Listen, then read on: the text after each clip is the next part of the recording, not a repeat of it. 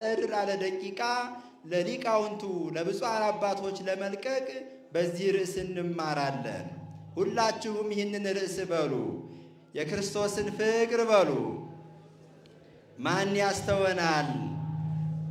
የክርስቶስን ፍቅር ማን ያስተወናል? ኃይለ ቃሉን የተናገረው ቅዱስ ጳውሎስ ነው። ቅዱስ ጳውሎስ ክርስቶስን መጀመሪያ የማይወድ አሳዳጅ ሰው ነበር። ቅዱስ ጳውሎስ አሳዳጅ እንደሚሆን በኦሪት ዘፍጥረት ምዕራፍ 49 ላይ በአባቱ በብንያም በኩል ትንቢት ተነግሮለት ነበር። ብንያም ተኩላ መሳጢ፣ ብንያም ወይም ቅዱስ ጳውሎስ ነጣቂ ተኩላ ነው።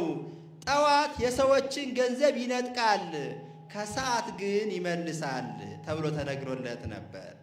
ጌታ በሚያስተምርበት ዘመን ጌታ ያደረጋቸውን ታምራት አይቶ ያልተመለሰ አእምሮው ሰፊ ልቡናው ደግሞ ጽኑ የሆነ ለያዘው ነገር ሟች የሆነ ሰው ነበር ቅዱስ ጳውሎስ። መጽሐፈ ግብረ ሕማማት እንደሚነግረን ክርስቶስ ሐሙስ ማታ ሲያዝ ክርስቶስን አጥብቆ በዱላ የደበደበው ልቡን እየመታ ያደከመው ወጣት ቅዱስ ጳውሎስ ነበር። ዓርብ ዕለት መድኃኔ ዓለም ክርስቶስን ከሰቀሉት ቀዳሚዎቹ ኃይለኞቹ መካከል አንዱ ቅዱስ ጳውሎስ ነበር። እግዚአብሔር ግን ትዕግስቱ እንደ ባህር የሰፋ የጠለቀ ስለነበረ ቅዱስ ጳውሎስ ኋላ ተመልሶ ቤተ ክርስቲያንን የሚያግዝ መምህር እንደሚሆን ስለሚያውቅ በዚህ ሁሉ የቅዱስ ጳውሎስ ጥፋት አልቀሰፈውም ነበር። አባ ጊዮርጊስ የትዕግስት ፍሬ ማሳያ ነው ይሉታል። ቅዱስ ጳውሎስ ሞቶ ቢሆን ቅድስት ቤተ ክርስቲያን ብርሃን አታገኝም ነበር። ቅዱስ ጳውሎስን እንዲሞት የጸለዩበት ነበሩ። እባክህ ቅዱስ ጳውሎስን አጥፋና በሰላም እንኑር ያሉት ነበሩ። እግዚአብሔር ግን ትዕግስቱን አብዝቶ ለቅዱስ ጳውሎስ የንስሐን ዕድሜ ሰጠው። ቅዱስ ጳውሎስ የንስሐ ዕድሜውን ተጠቅሞ የተጠቀምበትን ብዙ መጽሐፍ የጻፈ ብርሃነ ዓለም የሆነ አንዱ ከሐዋርያት መካከል ቅዱስ ጳውሎስ ነው። በረከቱ ለሁላችን ይድረሰን። አመነ ረጅም ዘመን የሌለው አጭር ዘመን የነበረው ነገር ግን በዘመናት ተወስቶ የማያ ሊቀ ሰማዕታት የተባለ ትልቅ የቤተ ክርስቲያን አምድ ነው ዛሬ የምናስበው። ታሪኩን ባጭሩ ለመናገር ቅዱስ ከባለጸጎች ልጆች መካከል አንዱ ነው። አባቱ በነበረበት ሀገር ላይ የተሾመ፣ እንደምታውቁት የድሮ ሹማምንት ሁሉ የነሱ ነው፣ በሁሉ ላይ ያዛሉ። የቅዱስ ጊዮርጊስም አባት በሁሉ ላይ የተሾመ ታላቅ መስፍን ነበር። እርሱ ሲሞት ለልጅ ስልጣን ስለሚተላለፍ በቀደመው ዘመን ቅዱስ ጊዮርጊስ አባቱን ወደ ሾመው ዱድያኖስ ወደሚባለው ንጉሥ የአባቱን ስልጣን ሊቀበል ቅዱስ ጊዮርጊስ በ20 ዓመቱ ሄደ ይላል። እየሰማችሁ ነው ምዕመናን? እግዚአብሔር ከሁላችን ጋር ይሁን። ቢሄድ ንጉሡ ክርስቲያኖችን ይዞ ሲያስራቸው ሲያሰቃያቸው በናቡከደነጾር መመሪያ መሰረት ክርስቲያን መሆን ወንጀል ነው የሚል ሕግ አውጥቶ ክርስቲያኖች ሲታሰሩ አገኘ ይላል። ቅዱስ ጊዮርጊስ የሄደው ስልጣን ሊረከብ ነው።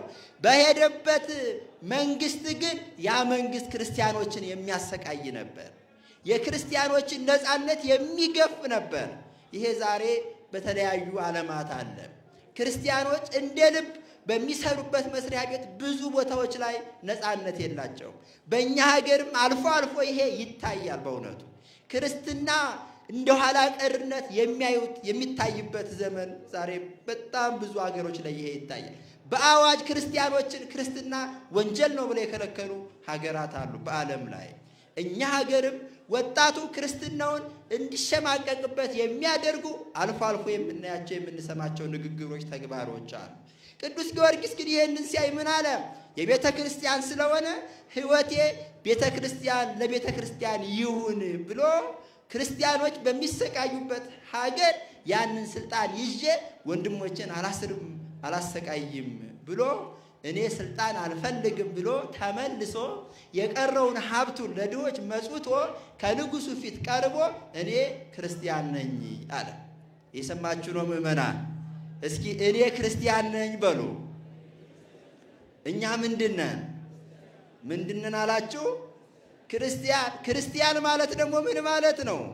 ክርስቲያን ማለት እንደ ክርስቶስ ማለት ነው። እንደ ክርስቶስ የሚኖር ማለት ነው። እሱ በድንግልና ተወለደ።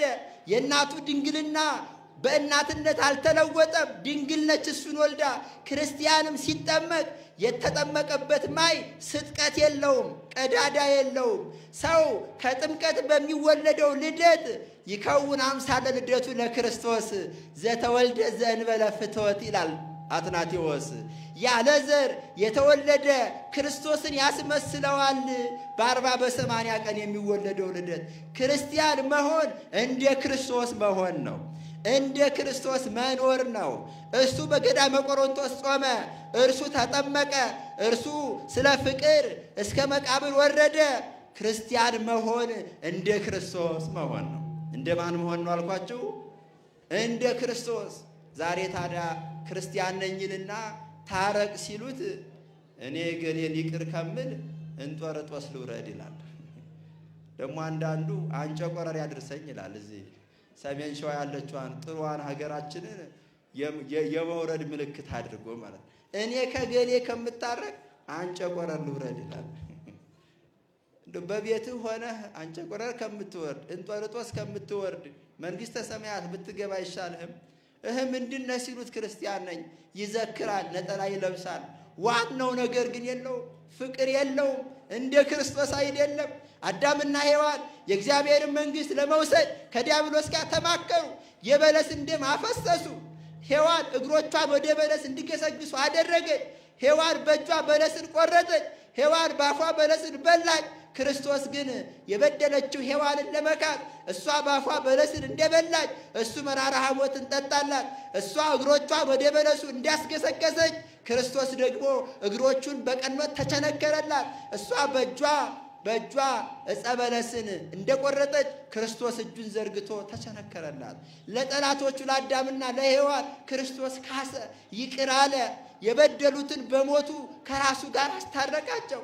ወኮነ አራቄ ለሐዲስ ኪዳን፣ መካከለኛ አስታራቂ፣ በሰውነቱ እኛን የሚመስል በአምላክነቱ አብን የሚመስል በመካከል ያለ ፍጥረትን ከራሱ ጋር ከአባቱ ጋር ከመንፈስ ቅዱስ ጋር ያስታረቀ አስታራቂ ሆነ። ታዲያ ክርስቲያን ማለት እንደ ክርስቶስ የሚኖር ከሆነ እናንተ ጥቂት የበደላችሁን፣ በወሰን የተጣላችሁን፣ ገንዘብ ወስዷል መልስ ያላችሁን ሰው ይቅር ብትሉት ስለ ክርስቶስ ብላችሁ ምን ትጎዳላችሁ? ክርስቲያኖች እንደዚያ ካልሆነ ክርስትና የለማ። ክርስትና ይቅር ማለት ነዋ። ክርስትና በይቅርታ መዳን ነው። በዕለተ ዓርብ ክርስቶስ በሰራው ባቀረበው የፍቅር መስዋዕትነት በዚያ ድኖ መኖር ነው።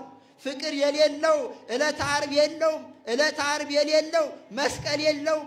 መስቀል የሌለው ድል ማድረግ ማሸነፍ የለውም። በቁራኝነት ነው የሚኖረው። ዝክሩማ በኦሪትም ነበረ።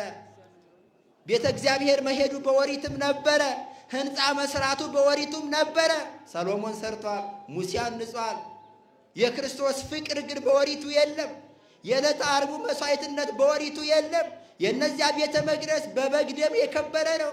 የበግ መሰዊያ ለመሆን ነው። የእነዚያ ቤተ መቅደስ ምሳሌ ለመሆን ነው የተሰራው። ይሄ ግን በክርስቶስ ደም ነው የከበረው። ምሳሌ አይደለም፣ አማናዊ ነው። ቤተ ክርስቲያን ሁሉን የምትሰበስብ የነቢያቱ መገኛ፣ የሐዋርያቱ ቤት፣ የሰማዕታቱ ማደሪያ፣ አብ ወልድ መንፈስ ቅዱስ የሚገኙባት የሁሉ መከማቻ ቅድስት ቡርክት ናት። በዚህ የሚኖር ሰው ክርስቲያን ሊሆን ይገባዋል። ክርስቲያን መሆን እንደ ክርስቶስ ነው። ስለዚህ ወንድሞቻችሁን ይቅር በሉ። የተጣላችሁ ሰዎች ለሽማግሌ አታስቸግሩ። እንጦርጦስ ያውርደን አትበሉ። ያልታረቀ ሰው እንጦርጦስ ነው የሚወርደው። ባትሉም ትወርዳላችሁ። ይሄ ቤተ ክርስቲያን ትምህርት ነው። ሰለስቱ ምዕት ምንድን ያሉት በሕንፃ መነኮሳት? እስመ ዘያነብር ቂመው በቀለ ውስተ ልቡ ኢውክፍት ጸሎቱ ቅድመ እግዚአብሔር አሉ። በልቡ ቂም በቀልን የሚያኖር ሰው ጸሎቱ በእግዚአብሔር ፊት ተቀባይነት የላትም አለ። አዎ ብዙ ልትጸልዩ ትችላላችሁ። ለብዙ ገዳማት ጧፍ ልትልኩ ትችላላችሁ። እግዚአብሔር ግን የጧፍ ችግረኛ አይደለም። ብርሃናት የሱ ናቸው። አምላከ ብርሃን ነው እርሱ። አካሉም ብርሃን ነው። ማንም የማይመረምረው ብርሃን ነው። ለሰማይ ብርሃንን የሰጠ ነው። አንድ ጧፍ ሁለት ጧፍ እግዚአብሔር አይቸግረውም። በፍቅር ከሆነ ግን መስዋዕቱ ተቀባይነት አለው። ጧፉ ዘላለማዊ መብራትን የሚያሰጥ ክብርን ያስገኝልናል። እንደ ክርስቶስ ካልሆነ ግን ጸሎትም ዋጋ የለውም፣ ተቀባይነት የለውም፣ ምጽዋቱም አያርግም። ስለዚህ ቅዱስ ጊዮርጊስ ለንጉሱ ምን አለው? እኔ ምንድነኝ አለው? ይሰማችኋል? እንዴት አደራችሁ? ቅዱስ ጊዮርጊስ ምን አለው ንጉሱን? እኔ ምንድነኝ አለው? እኔ ክርስቲያን ነኝ አለው። እኔ ዶክተር ነኝ አላለውም። እንደውም አባ ጊዮርጊስ አንሰ እፈቅድ እኩን ክርስቲያነ በኩሉ መዋዕለ ሕይወት ይላሉ። ባለ በዘመኔ ሁሉ ክርስቲያን ልሆን ልባል እወዳለሁ ይላሉ። መምህር ብባል ስሞት ይቀራል፣ የግብር ስም ነው። ዶክተር ሰው ቢባል ሲሞት ይቀራል፣ የተለያዩ ስሞች ይኖሩታል። ቆንጆ የሚባለው ሰው ሲሞት ይቀራል፣ ሁሉም ያልፋል። ክርስቲያን መባል ግን የማያልፍ ማንነት፣ በመቃብርም ክርስቲያን፣ በትንሣኤ ዘጉባኤም ክርስቲያን፣ በመንግሥተ ሰማያትም ክርስቲያን ሆነን የምንኖርበት ማንነት ነው። ስለዚህ እኛ ክርስቲያኖች ነን እንበል። ክርስትናን በሚጠሉት ሰዎች ፊት ክርስቲያኖች ሆነን እንገኝ የሚለው የቅዱስ ጊዮርጊስ ሕይወት የሚያስተምረን ነው። እኔ ክርስቲያን ነኝ ሲለው አሰረው፣ አባበለው። ሹመት ልስጥህ፣ ከአባትህም በላይ ስልጣን ልጨምርልህ፣ ግን እኔ ክርስቲያን ነኝ አትበል፣ እኔን ምሰል አለው። ቅዱስ ጊዮርጊስ በነበረበት ዘመን ዲዮቅልጥያኖስ የሚባለው በአባ አጋጊዎስ ምክንያት ክዶ ቤተ ክርስቲያን የምትፈተንበት በጣም ክፉ ዘመን ነበረ። እንደ ዛሬው ዘመን ዛሬም ቤተ ክርስቲያን ትፈተናለች። ቤተ ክርስቲያንን የሚመሩ ደጋግ አባቶች ይፈተናሉ። ውስጥ ባሉ ሰዎች ይፈተናሉ። ውስጥ ሆነው እንደ ይሁዳ ያድማሉ። ስራ እናሰራ ይላሉ፣ ስም ያጠፋሉ። ያልተሰራውን እንደተሰራ አድርገው የዋሃን ምዕመናንን ያታልላሉ። ይህ ቤተ ክርስቲያን ፈተና ነው። ቅዱስ ጊዮርጊስ ከቤተ ክርስቲያን ጎን ቆመ። ሰሎሞን ምንድን ነው የሚለው? ምንተ ንግበር ለእህትነ ይላል። ቤተ ክርስቲያንን እህት ይላትና ለእህታችን ምን እናድርግ? ለእማ አረፍት ኢቲ ንግበር ላቲ ማዕጾ ዘቄድሮስ ይላል። ጣራ ካላት በር ከሆነ የጎደላት የዋንዛ በር እንስራላት ይላል። በር ኖሯት የጎደላት ጣራ ከሆነ ጣራ እናብጅላት። ለእህታችን ለቤተ ክርስቲያን ምን እንስራ? ጉድለቷን እንሙላ፣ በክፍት በር በኩል እንቁም ይላል። ብዙ ሰው ይህንን አያደርግም። ቤተ ክርስቲያን ሲኖር ሰው ይጠጋል። ቤተ ክርስቲያን ፈተና ላይ ስትሆን ክርስቲያን ነኝ ማለትን ሰው ይተዋል። ቅዱስ ጴጥሮስ በዕለተ ዓርብ እንደተፈተነው ጌታ እንጀራ በሚያበረክትበት ጊዜ ቅዱስ ጴጥሮስ ፊት ሆኖ አስተናጋጅ ነበር። አልዓዛር ሲነሳ ቅዱስ ጴጥሮስ ከፊት ተመስጋኝ ነበር። የሙት አስነሽ ተማሪ እየተባለ ደሟን ቀጥ ሲያደርግላት ያችን ሴት ቅዱስ ጴጥሮስ ፊት ነበር። ሙት የሚያስነሳ ድውይ የሚፈውስ መምህር ተማሪ እየተባለ ጌታ ግን እጆቹ ወደ ኋላ በታሰሩበት በተያዘበት ምሽት ግን ቅዱስ ጴጥሮስ እኔ የምትሉትን ሰው አላውቀውም ማለት። ክፉ ቀን ሲመጣ ሰው ይሸሻል፣ ፍቅር ይጎላል። ዓርብ ቀን ሲመጣ ሌላው ቀን ፍቅር ሙሉ ነው። የሚበላው ሳለ ሰው ይከበዋል። ሰው በታሰረበት ጊዜ፣ ሰው በተቸገረበት ጊዜ ሰው ይሸሻል። ይሄ ሐሰተኛ ፍቅር ነው። ባለቅኔው ምን አሉ? አልቦ ዘመድ ጊዜ ተዋርዶ አሉ። መዋረድ ሲመጣ ዘመድ አይገኝም ማለት ነው። ቤተ ክርስቲያን ስትፈተን ብዙዎች ካዷት። ቅዱስ ጊዮርጊስ ግን የ20 ዓመት ወጣት ነው። አግብቼ ልውለድ አላለም። ሁላችን የቅዱስ ጊዮርጊስ ልጆች ሆነን ዛሬ በእውነቱ የ20 ዓመቱ ቅዱስ ጊዮርጊስ ትዳር ይዤ ልጆች አሳድጌ አላለም። ምክንያት አላመጣም። የአባቴን ስልጣን ሳልይዝ አላለም። በሀብቴ ልጠቀም አላለም። እኔ ምን አገባኝ፣ ራሱ እግዚአብሔር ቤተ ክርስቲያኑን ይታደግ አላለም። ቅዱስ ጊዮርጊስ ለቤተ ክርስቲያን በፈተናዋ ዘመን ደረሰ። በ20 ዓመቱ መከራ መቀበል ጀመረ። ቅዱስ ጊዮርጊስን ለመናገር የሚሰቅቁ እጅግ ጽኑ የሆኑ በርካታ መከራዎችን በዘመኑ የነበሩት ክፉ ነገሥታት አደረሱበት። በእሳት አቃጠሉት፣ አካላቱን ቆራረጡት፣ እጁን እግሩን ቆረጡት፣ ጸጉሩን ያለ ውሃ ላጩት ከነቆዳው፣ አስራቡት፣ አስጠሙት፣ የፊጥኝ አሰሩት። እንዲሳሳት ብለው ወጣት ነው ብለው ቆንጆ የሚባሉትን ዘማውያን ሴቶችን ሰብስበው ወደ እርሱ አመጡ። ቅዱስ ጊዮርጊስ ላይ ያላደረሱበት ነገር ምን አለ? ድሃ ናት ብለው በረሃብ እንዲሞት ከድሃ ቤት አሰሩት። እግዚአብሔር ግን በሁሉ እየረዳው የድሃዋ ቤት በለጸገ፣ የታሰረበት ደረቁ አምድ ለመለመ። ነገስታቱ የተቀመጥንባቸውን ወንበሮች አለምልምልን አሉት፣ አለመለመላቸው።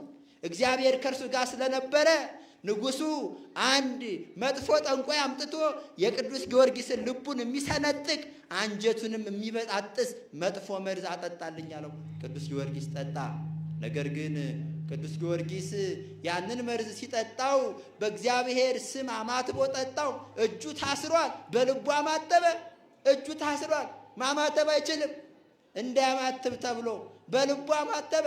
መስገድ አይችልም፣ በልቡ ለእግዚአብሔር ሰገደ። መዙ እንደ ጥሩ መጠጥ ሆነለት። ከዚያም በላይ ሆኖ ፊቱ ከፀሐይ 7 እጅ አበራ ይላል።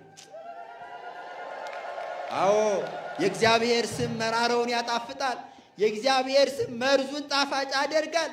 ጌታም በሉቃስ በማርቆስ 16 ላይ ወዚህ ተአምር ይተለወክሙ አላቸው። ይህ ምልክት ይከተላችኋል፣ በስሜ አጋንንትን ታወጣላችሁ አለ። በስሜ ድውያንን ትፈውሳላችሁ አለ። የሚጎዳ መርዝም እንኳን ብትጠጡ አይጎዳችሁም አለ። እንደ ቅዱስ ጊዮርጊስ ያሉት ሃይማኖቱን የኖሩት ቤተ ክርስቲያን ተቸግራ የደረሱላት እውነተኞች ክርስቲያኖችን መርዝ አይነካቸውም፣ እባቡም አይበረታታባቸውም። እነርሱ መርዙን ጣፋጭ ያደርጉታል፣ ዘንዶውንም ገራ ማውሬ ያደርጉታል። በረከታቸው በሁላችን ላይ ይደር። ከብዙ መከራ በኋላ ሊቀ ሰማዕታት የተባለው ቅዱስ ጊዮርጊስ 7 ዓመት ተጋደለ።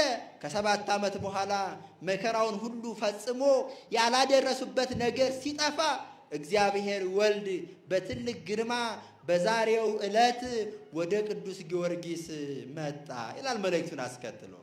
ቅዱስ ጊዮርጊስ አንድ ነው፣ ያማረ የማይለብስ ነው፣ ሰዎች የናቁት ነው፣ እግዚአብሔር ግን ያከበረው ነው። በእውነቱ ሰዎችን በልብስ የምታከብሩ ሰዎች ከዚህ ልትማሩ ይገባል። ቅዱሳን በልብስ አይታዩም። ቦእምኔሆሙ ከመ አብድ ይላል መጽሐፍ። ቦእምኔሆሙ ከመ ስኩር፣ ከቅዱሳን ሰካራም የሚመስል አለ፣ ከቅዱሳን እብድ የሚመስል አለ፣ ከቅዱሳን ዘማዊ የሚመስል አለ፣ ከቅዱሳን ራቁቱን የሚሄድ አለ፣ ከቅዱሳን በአማረ ልብስም የሚኖር አለ፣ ከቅዱሳን በብዙ ሀብት ውስጥ የሚኖር አለ። የእግዚአብሔር ወገኖች ተለይተው አይታወቁም። እኛ የታዘዝነው ሳንለያይ ሁሉን ማክበር ነው። ቅዱስ ጊዮርጊስ የተናቀ ነበር በዘመኑ። ነገስታቱ የሚስቁበት ነበር፣ ነገስታቱ የሚገርፉት ነበር። እግዚአብሔር ግን አልናቀውም፣ እግዚአብሔር ግን አልተለየውም። ከሰማይ መላእክቱን አስከትሎ እግዚአብሔር ወደ እርሱ መጣ። በመካከላችሁ በሚዞረው መጽሔት ውስጥ ብፁዕ አባታችን መልእክት ላይ ቅድም እያየው ይህንን አስፍረውታል። መጣና በስም ቤተ ክርስቲያን የሚሰራውን ሰው ሰማያዊ ቤት እሰራለታለሁ አለው ጌታ መጥቶ። በስምህ መታሰቢያን የሚያደርግ ሰው የቅዱስ ጊዮርጊስ አምላክ ሆይ እርዳኝ የሚል ሰው እሱ እንኳን ኃጢአት ቢኖርበት የእሱን ኃጢአት ሳይሆን ያንተን ንጽህና ያለሁ አለ ጌታ። ያንተን ንጽህና ያለሁ፣ የሰውየውን ድካም አላይም፣ ያንተን ብርታታ ያለሁ፣ ስለ አንተ ይቅር እለዋለሁ። የ7 ዓመቱ መከራ እስከ ዓለም ፍጻሜ ድረስ በቤተ ክርስቲያን ሲዘከር የሚኖር ይሁን። እንዲሁም በዚህ ወጣትነት ዘመንህ በደም የመሰረትኳት ቤተ ክርስቲያንን መከራ ተቀብለ ስላጸናሃት ሊቀ ሰማዕታት ብያለሁ ብሎ ብዙ ቃል ኪዳንን በዛሬው ዕለት ሰጠው ይላል። በረከቱ በሁላችን ይደርብን። ቅዱስ ጊዮርጊስ በዛሬው ዕለት ታሪኩን ለማሳጠር መከራዎችን ሁሉ ተቀብሎ አንገቱን ዘንበል አድርጎ ቅዱስ ጊዮርጊስ በዛሬው ዕለት የሰማዕትነትን አክሊል ተቀበለ ይላል።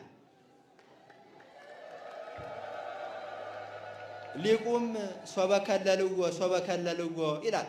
ቅዱስ ጊዮርጊስን አንገቱን በቆረጡት ጊዜ ደም ወማይ እምነ ክሳዱ ፈልፈለ፣ ደምና ወተት ውሃ ከአንገቱ ፈለቀ። አያችሁ፣ የተባረከ አንገት። ደም አስገኘ፣ ሰው ነው። ወተት አስገኘ፣ የዋህነቱን ያሳያል። ውሃ አስገኘ፣ ንጽህናውን ያስረዳል። የዋህ ሆኖ ንጹህ ሆኖ ግን ሰው ሆኖ የኖረ ሰማዕት ቅዱስ ጊዮርጊስ በዛሬው ዕለት ሰማዕትነትን ተቀብሎ ቤተ ክርስቲያንን በሰማዕትነቱ አከበራት ይላል። በረከቱ በሁላችን ላይ ይደርብን። ታዲያ የዛሬው ዕለት ይህ ታላቅ ካቴድራል ቤተ ክርስቲያን፣ ታላቅ ሕንፃ ቤተ ክርስቲያን ቅዳሴ ቤቱ ሲከበር ብዙ ወንድሞች ይሄንን ቃል ኪዳን ለማግኘት ወጥተዋል ወርደዋል። ቤተ ክርስቲያን የምንላት በክርስቶስ ደም የከበረች ናት። እንደ ሰሎሞን ቤተ መቅደስ አይደለም ክብሯ የቤተ ክርስቲያን። እንደ ሙሴ ድንኳንም አይደለም የቤተ ክርስቲያን ክብሯ። የሙሴ ድንኳን በበጎች ፍየል የከበረች ደም የከበረች ናት። የሙሴን ድንኳን የተከሏት ባስልኤልና ኤልያብ የሚባሉ ሁለት ሰዎች ናቸው። ጠበብቷ እነሱ ናቸው። የቤተ ክርስቲያን ጠበብት ግን አብ ወልድ መንፈስ ቅዱስ ናቸው። የቤተ ክርስቲያን ተካይ ግን ራሱ ክርስቶስ ነው። የሙሴ ድንኳን ተካይ ሙሴ ነው። የሙሴ ድንኳን መክበሪያ የበግ ደም ነው። የሙሴ ድንኳን መክበሪያ እንጨቱ ጽድ ነው። የጽድ እንጨት ነው የሚያከብራል። የሰሎሞንንም ቤተ መቅደስ ያከበረው የጽድ እንጨት ነው። የሙሴን ድንኳን ያከበሯት ካህናቱ ክህነታቸው በዘር የሆኑ እነ አሮን ናቸው። የአሮን ልጆች ናቸው። ይችኛዋን ቤተ ክርስቲያን ግን ያከበራት የክርስቶስ ደም ነው። ክህነታቸውን ብፁዓን ሊቃነ ጳጳሳቱ የክርስቶስ ክህነት ነው። እስመ ኩሉ ዚአነ መለኮቱ ወኃይሉ ይላል አባ ጊዮርጊስ።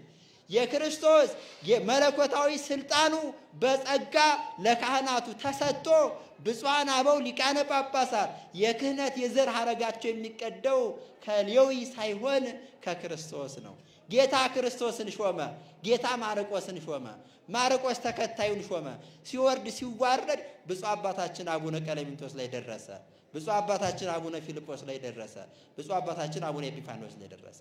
የክህነት የዘር ሐረጋችን ያልተቋረጠ አንድ ተራ ሰው ሉተር ያልመሰረታት መሐመድም ያላቀናት በክርስቶስ በኩል የመጣች ማንም ያልሰራት እርሱ ራሱ የሰራት መስዋዕቱም ራሱ አክባሪውም ራሱ መስዋዕት ተቀባዩም ራሱ ሆኖ ያከበራት ይቺ ቤተ ክርስቲያን በቅዱስ ጊዮርጊስ ስም ተሰየመች ማለት ነው። አይደንቅም? ክርስቲያኖች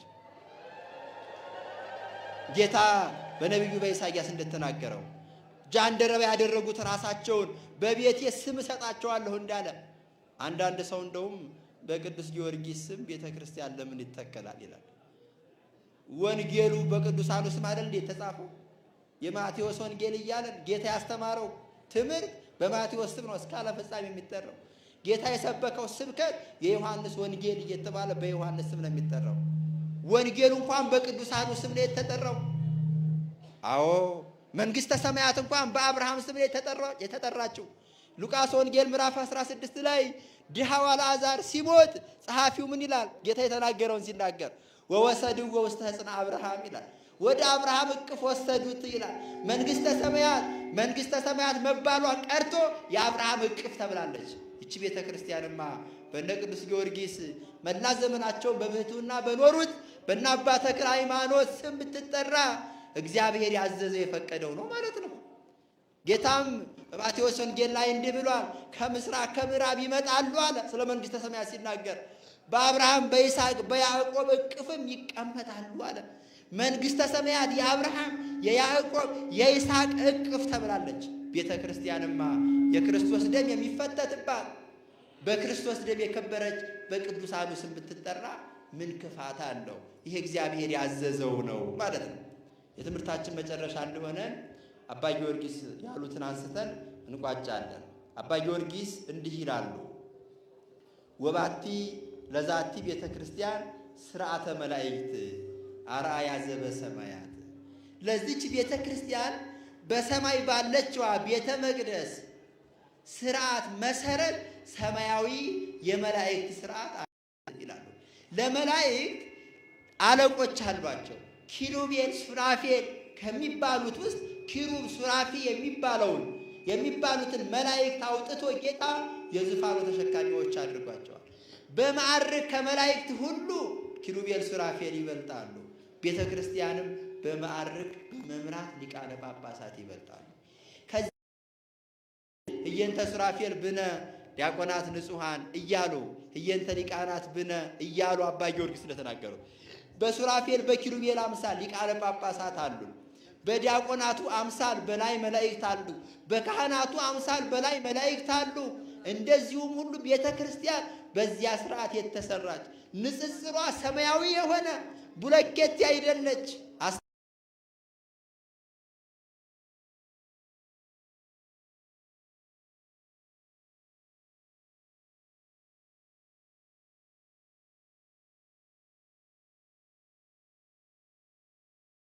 ቅዱሳኑ በነፍስ ያሉባት።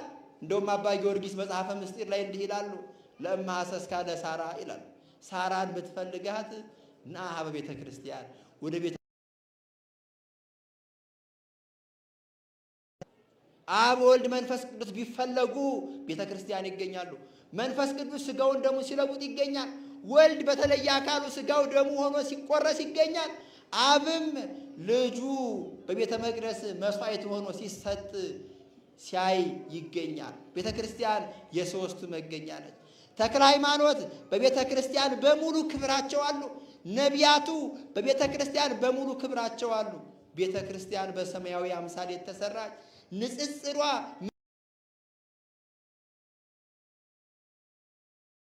የሆነች እንዲህ ይላል ሊቁ ትወድሰኪ ቅድስት ቤተ ክርስቲያን ታሃቲማ በደመ ወልድኪ ይላል። እመቤታችን ቅድስት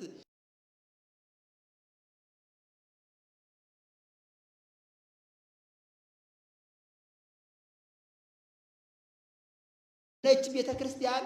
አባ ጊዮርጊስ ሲገልጹ እንዲህ ይላሉ። እየሰማችሁ ነው ምእመናን? እንደታደራችሁ የመጨረሻዋ ነች። እችን ስሙ። ሰው ለመገብረ ጸሎተ ብእሲ ለመገብረ ጸሎተ ሰናየ ግብረ ገብረ። ሰው ጸሎት ቢያደርግ መልካም ስራ ሰራ ይላል። ምን አደረገ አልኳችሁ? የሚጸልይ ሰው ምን አደረገ? መልካም ስራ ሰራ። ብእሲ ለመገብረ ጸሎተ ውስተ ቤቱ ሰናየ ግብረ ገብረ። ሰው በቤቱ ጸሎት ቢጸልይ ጥሩ ስራ ሰራ። ነገር ግን ቤቱ የሚጸልየው ጸሎትና ቤተ ክርስቲያን ሄዶ የሚጸልየው ጸሎት አንድ አይደለም ይላል። ምሳሌ ያመጡና ሁለት የተበደሉ ሰዎች ወደ ንጉሥ አቤቱታ ለማቅረብ መሄድ ቢያስቡ፣ አንደኛው ሰው የሰማችሁ ነው።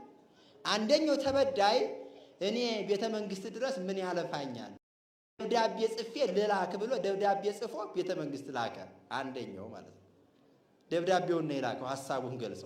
ሁለተኛው ሰው ደግሞ አይ በደብዳቤ ሐሳቤን አላስረዳም፣ ራሴ ከንጉሱ ፊት ቀርቤ ችግሬን ለንጉሱ አስረዳለሁ እያለቀስኩ አለ። እየሰማችሁ ነው። ሁለተኛው ሄደ፣ አንደኛው ደብዳቤ ላከ። ደብዳቤውና ያ ሁለተኛው ሰው ከንጉሱ ፊት እኩል ደረሱ። ንጉሱ ቅድሚያ ሰጥቶ ችግሩን የሚፈታለት የማንኛውን ሰው ነው ይላል? የባለ ደብዳቤውን ነው በአካል ሄደውን ሰው? ንጉሱ ሁለቱንም ችግር ቢፈታ ቅድሚያ የሚሰጠው ግን ለየትኛው ነው? በአካል ለሄደው ሰው። ቤተ ክርስቲያንም ሄዶ መጸለይ ከንጉሱ ፊት በአካል ቀርቦ ችግርን ማስረዳት ነው ማለት ነው። ጸሎትም በቤት የሚጸለይ ጸሎትም ከእግዚአብሔር ፊት ያርጋል እንደ ንጽሕናው። ከቤተ ክርስቲያን ሆኖ የሚጸለይ ጸሎት ግን ከቤት ሆኖ እንደሚጸለይ ጸሎት አይደለም። ቤተ ክርስቲያን ሆነን ስንጸልይ በመላእክት መካከል ሆነን የምንጸልየው፣ በቅዱሳኑ በስውራኑ መካከል ሆነን የምንጸልየው። እግዚአብሔር እዚህ ቦታ ስትጸልዩ እናንተን አያይም። 7 ዓመት መከራ የተቀበለውን ቅዱስ ጊዮርጊስን ያያል። ስለዚህ ስለ ቅዱስ ጊዮርጊስ ሲል ኃጢአታችሁን ፈጥኖ ያስተሰርያል። ስለ ቅዱስ ጊዮርጊስ